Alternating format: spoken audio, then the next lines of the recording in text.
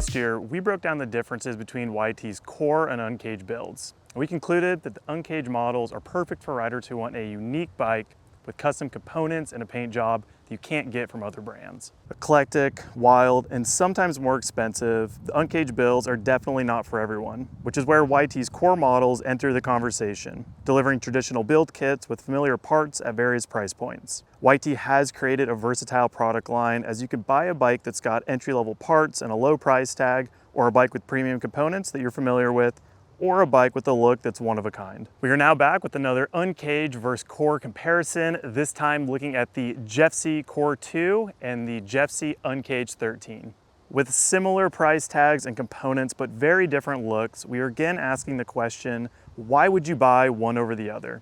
And I'll give you a hint, it doesn't come down to just liking or disliking the crazy color scheme of the Uncaged 13. For those that don't know, Jeffsy is YT's shred everything model, slotting between their more pedal-focused Izzo and enduro-focused Capra.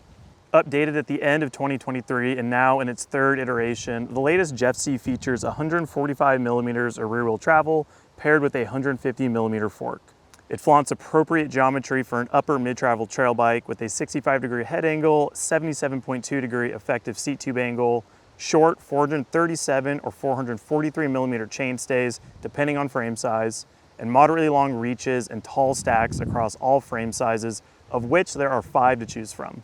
You can get the Jeffsy in full carbon or full alloy, the main difference between the two being the addition of internal frame storage on the carbon models, as well as some weight savings. Regardless of which frame material you do pick, there is a flip chip in the lower shock mount that'll adjust the bottom bracket height by 8mm, as well as change the seat tube and head angle by 0.6 degrees.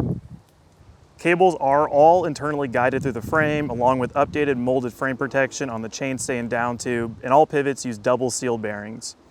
There is also a handy mount underneath the top tube to attach on-bike tools, and a UDH out back for ease of replacement or compatibility with SRAM transmission. If you're looking for a bike to take on a variety of trails and not feel bogged down in the climbs or undergun descending, I think the Jeffsy is a perfect tool for the job. However, even though it ticks most of the boxes for a current all-mountain bike, it is missing one thing, and that's mixed wheel compatibility. Rocking a 27.5 rear wheel has become a popular setup, whether it be for clearance or ride characteristics, but the latest Jeffsy has maintained its position as a dedicated dual 29-inch platform. That was at least until the Uncaged 13 came around. The idea behind Uncaged models is to deliver riders build kits with a combination of components rarely offered as OEM spec, a one-off paint job dedicated to only that build, and limited quantities to signify their rarity. The Uncaged 13 is definitely that, with a pretty head-turning paint job as well as really bright components.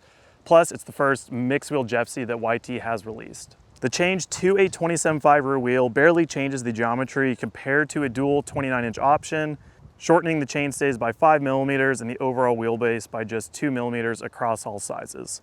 I'll get into how the smaller rear wheel created the biggest differentiating factor between these two bikes out on the trail, but what really stands out about the Uncaged 13, besides its wheel configuration, is that riders get a really cool mix of custom and descent-focused components. The Uncaged 13 retails for $3,500, and build highlights include custom silver Crank Brothers Synthesis Enduro alloy wheels, a custom silver Renthal Apex stem and Fat Bar alloy handlebars, silver SRAM G2 Ultimate brakes, a SRAM GX Eagle drivetrain, Maxxis DHF and DHR2 tire combo and an EXO Plus casing, a YT Postman dropper, and a Marzocchi Bomber Airshock matched with a bright red Marzocchi Bomber Z1 fork. Together, it's definitely not a look for the faint of heart, and it's not a build that's chasing weight savings. Everything is built to take a beating and leans more towards the hit jump, slap a corner, have fun mentality, rather than the go fast in a straight line and maximize efficiency on climbs. On the other hand, we have the Jeffsy Core 2, which is made up of much more typical components found on a mid-tier build, and also has a much more clean and modest look. Again, the frame details of the Core 2 are exactly the same as the Uncaged 13, the only difference being that this rolls on dual 29-inch wheels. The Core 2 retails for $3,300, and build highlights include Fox Float Performance Suspension with the 36 up front matched with a Float X shock, DT Swiss M1900 aluminum wheels, SRAM Code R brakes, a Renthal cockpit, And then the same as the Uncaged 13, it has a YT Postman dropper, Maxxis DHF and DHR tire combo, and a SRAM GX Eagle drivetrain. It is worth noting that both bikes have been on sale for as little as $2,500 lately, so make sure to check YT's website for the most up-to-date pricing on either. Looking at the entire Jeffsy lineup, the Core 2 and Uncaged 13 make up the less expensive end of the range, with the Core 1 being the only other aluminum offering. Of course, as many riders know, YT is able to offer low price points thanks to their customer direct model, setting a benchmark for value-rich mountain bikes that don't break the bank. For those wanting a carbon Jeffsy, the jump from Core 2 to Core 3 will cost you about $1,000.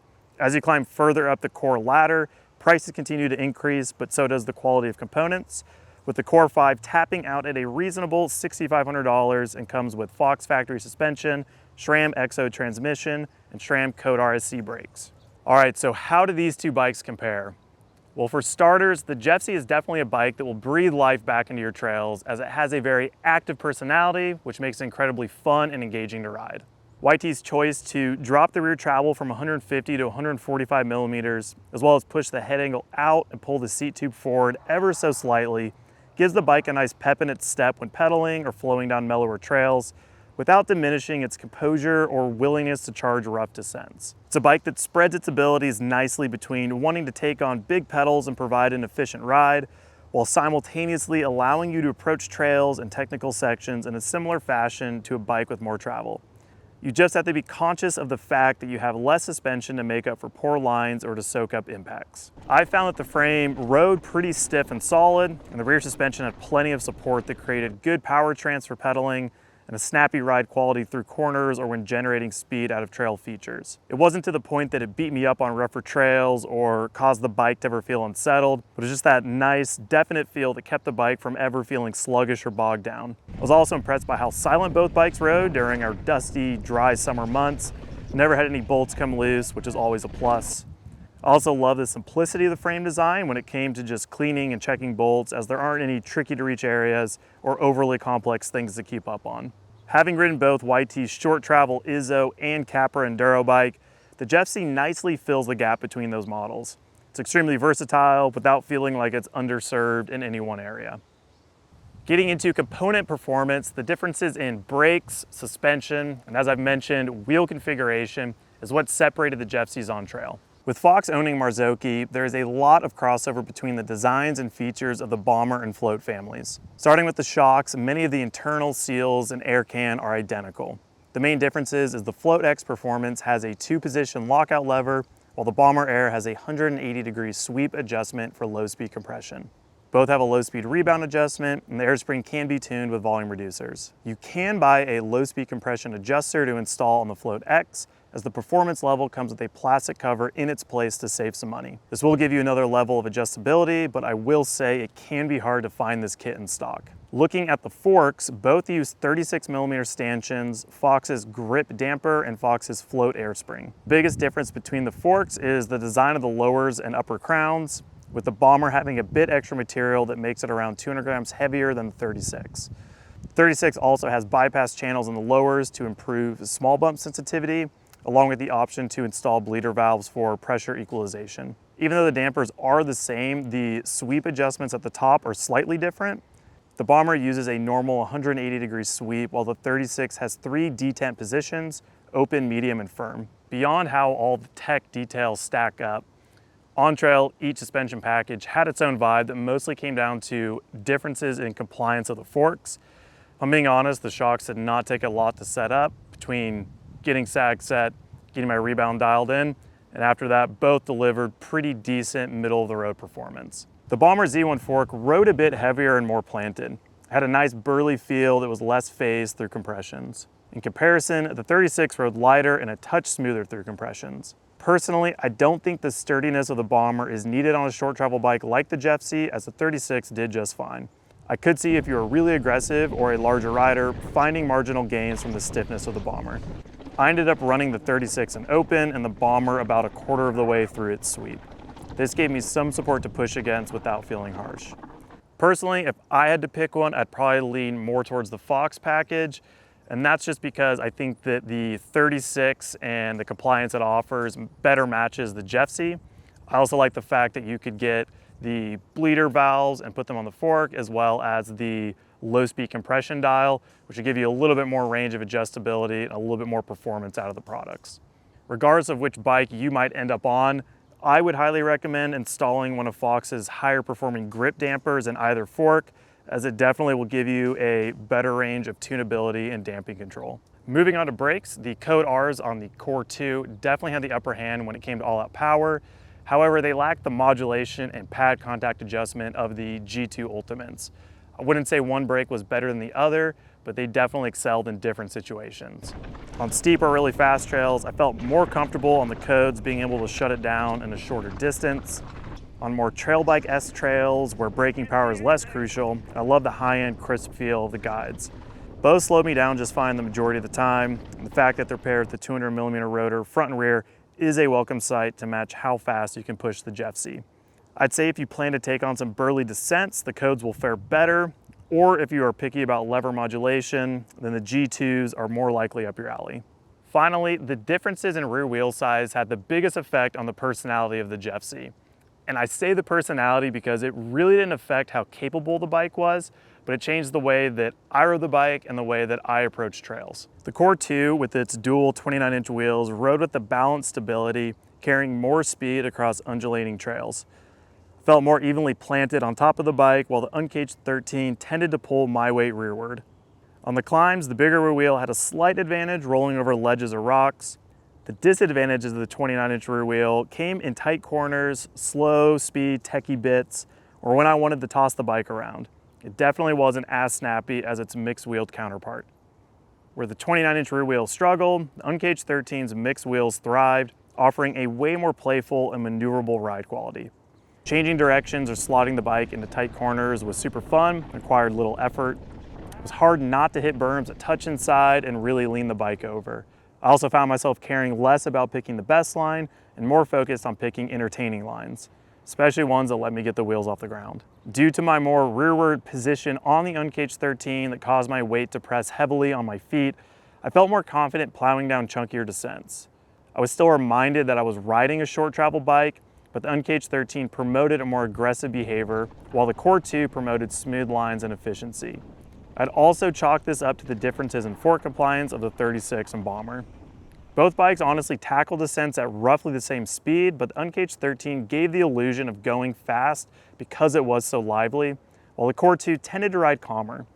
I didn't notice a huge difference in rollover speed or ever felt like the 27.5 rear wheel was getting hung up on bumps. I also have a fairly long inseam, so I don't typically benefit from the extra clearance of a smaller rear wheel, but for those of you who do, I'd add that to the pros column of the Uncaged 13. All right, so how do you pick between the two builds? Is one of these Jeffsys better than the other?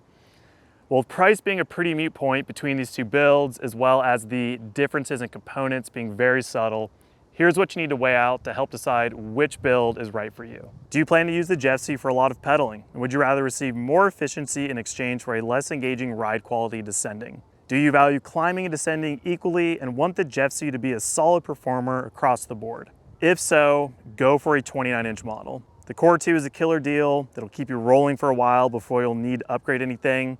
Or if you want to save some additional weight and gain in-frame storage, the Carbon Core 3 is also a great deal for not much more money. Do you want the Jeffsy to perform like a mini version of your enduro bike, where it promotes a more carefree approach and wants to find doubles, slap turns, and take advantage of natural contours of trails? Do you put more emphasis on descending stability and are less concerned with setting new PRs on the climbs?